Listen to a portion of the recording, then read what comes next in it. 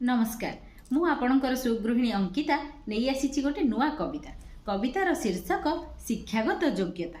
सुगृहिणीटीए हेबापई हासिल करी जो योग्यता तार अध्यापक और अध्यापिका थिले मोर पितामाता आउ मो जेजेमा थिला से इंस्टीट्यूटर निर्माता।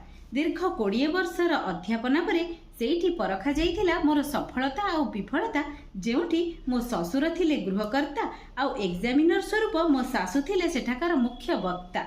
किंतु मोर टिके भी नथिला भय कि चिंता, कारण दीर्घ दिनर अध्यापन मु बुझी सारी से कथा। धैर्यर सह समाधान कले दूर हुए दिने सबु व्यथा।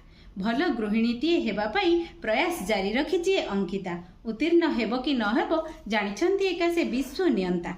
नुआई रखिले मथा आ निज भितरे रखिथिले नम्रता। गृहिणीटीए समाज रे दिने ना दिने हेब सम्मानिता।